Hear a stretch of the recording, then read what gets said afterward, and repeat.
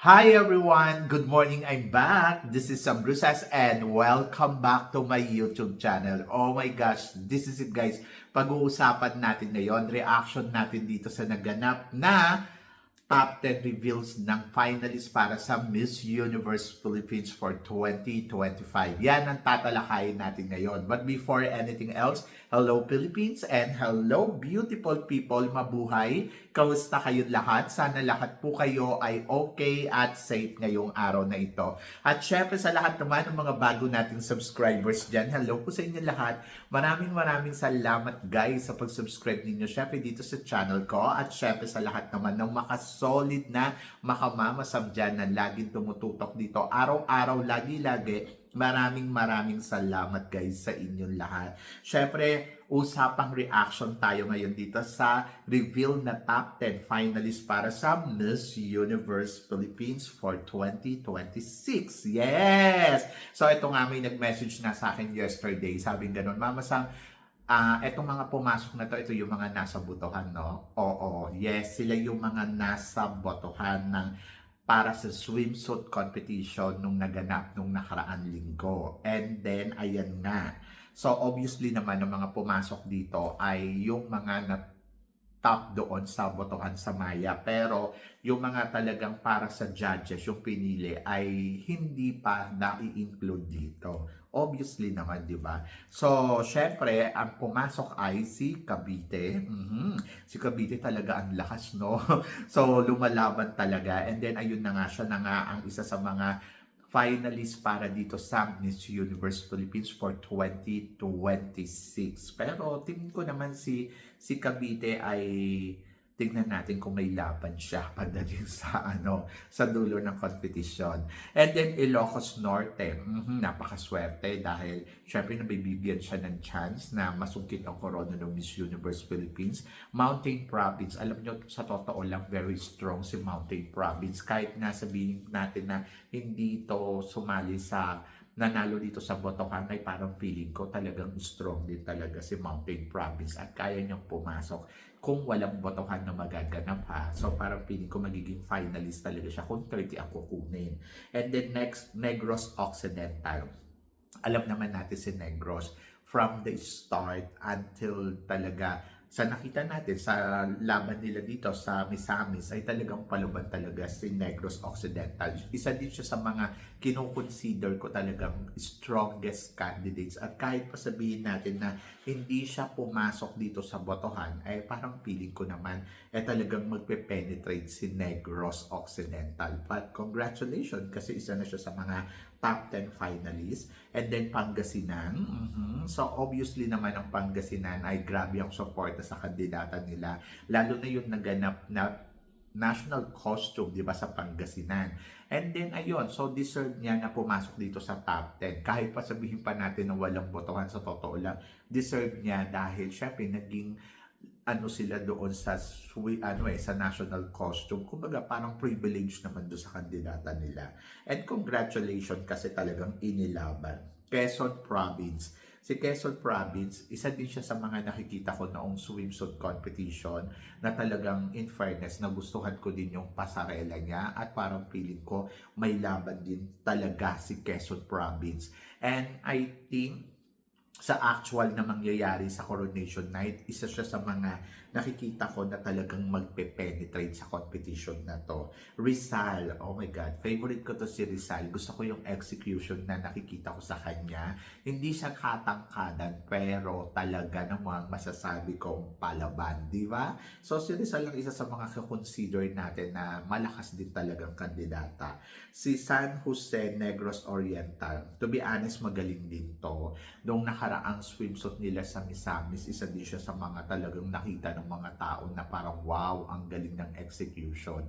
Pero syempre, this is a competition, di ba? So hindi natin alam kung paano nga ba siya magpe-penetrate ng todo-todo. And then, Sultan Kudarat. My gosh. Si Sultan Kudarat, sabi ko nga, kahit hindi pumasok dito sa botohan, parang feeling ko, pasok siya sa banga.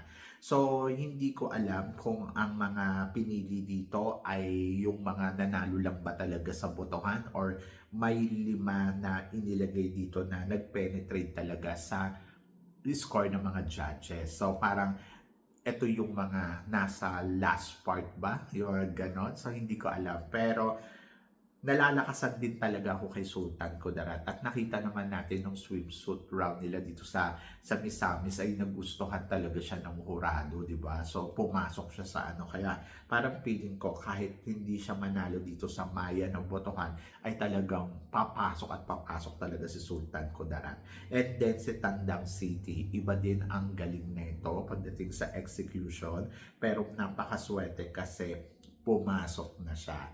Pero kasi ang nawo-worry ako, baka mawala sa eksena ay si Cotabato. Kung ako ang magtatanggal ng isa dito ha, ang ilalagay ko ay si Cotabato Province kasi naman talaga si Cotabato ay isa sa mga malakas, di ba? Pagdating sa execution, and then ilalagay ko din si Camiguin. Sa totoo lang, malakas din kasi talaga si Camiguin. Tapos parang magtatagal ako ng 2 pero hindi ko nasasabihin sa inyo kung sino. Pero kayo na lang ang mag-comment kung sino sa tingin ninyo ang papalit kay Cotabato at saka kay Camiguin kung sakaling ilalagay mo siya dito. So, pwede din si Tacloban, di ba? So, pwede mo din ilagay si Tacloban dyan sa top 10. But let's see, di ba? So, exciting to. Pero, ngayon, sino ang madadagdag sa kanila sa 10 na pwedeng i-reveal sa Coronation Night? Siyempre yung mga front-runner na nakikita natin na talagang grabe ang execution, grabe yung palaban nila, at grabe yung eksena. So, ang mga nakikita ko ay magbibigay ako ng siyam muna. So, parang feeling ko Manila. Alam naman natin ang execution ni Manila ay talagang palaban. At in fairness kay Manila, Laguna, yes, totoo. Si Laguna ay isa sa mga nakikita nating malakas at palaban sa kompetisyon. And then Tarlac, si Tarlac, Diyos ko, aayaw ka pa ba kay Tarlac? Sobrang panalo din ang laban ni Tarlac.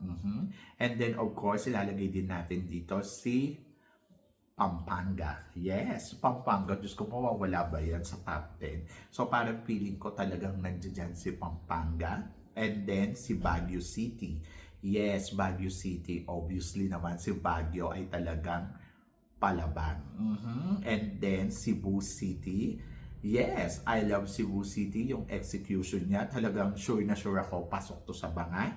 And then Cebu Province. Yes, sobra. Naniniwala ako na Cebu Province ay papasok dito.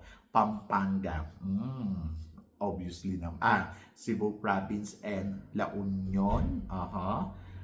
And then, sino sa tingin ninyo ang pwedeng idagdag? Ulitin ko ha. Laguna, Pampanga, Cebu Province, Cebu City, Baguio, Taguig, Tarlac, Laguna, and Manila. Siyam na. So, sa palagay ko, ang isa na pwedeng madagdag dito, pwede si Cotabato, pwede din si Tacloban, pwede din, ako kinukonsider ko talaga si Muntinlupa. Kasi in fairness naman kay Muntinlupa, di ba? So talagang palaban din at face card din. At maganda din yung execution niya.